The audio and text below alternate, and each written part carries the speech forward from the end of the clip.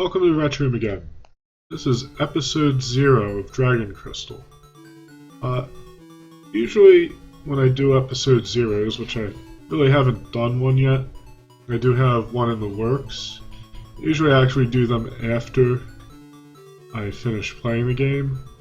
In this case, I'm going to do it beforehand. This is mostly because this game bears some explaining.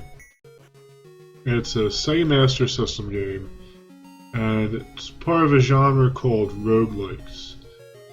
For those of you who aren't familiar with what that is, it's a type of hardcore RPG, where usually if you die, you're permanently dead, and they're usually a bit more complicated than most other RPGs. Very often items aren't identified, even potions, scrolls and things like that. If you're used to things like Diablo, where weapons sometimes aren't identified if they're magical, in this sort of game most things aren't identified. So yeah, they do have kind of a reputation for being difficult. Dragon Crystal is a more accessible roguelike. It's not as complex, not as difficult, at least from what I've seen so far. It does still feature the core elements. If you die, it's game over. I think if you have enough gold, you can continue, though. And for some odd reason, there's no continue feature. Like save game sort of continue, I mean. So that makes it more difficult. Of course, if you're playing on an emulator, that doesn't matter. You can save your game whenever you want. And since this was released for the Game Gear as well as the Master System, I'm playing the Master version. I don't know if there's much of a difference. I don't see how well that would work out unless this is a really short game.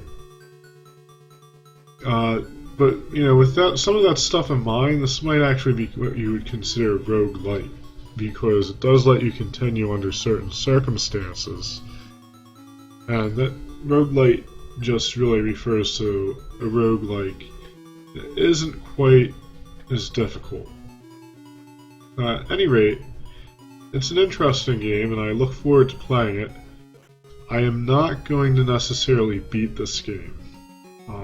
Instead, what I'm going to do is I'm going to do runs of it, where I just go until I die. And I'll do 3 runs of the game and then do the review.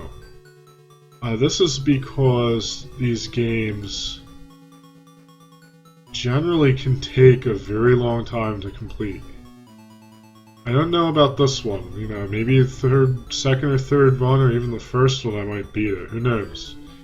But these games, they take a lot of, you need knowledge of the game, you need some skill, and you need luck. And if those things don't line up for you, you might really be trying to beat the game for a while. So we'll see how it goes, and I will now fire up Dragon Crystal and play it in the next episode. So thank you for watching. We'll see how this goes, hopefully not too badly, and until next time, good luck and happy gaming.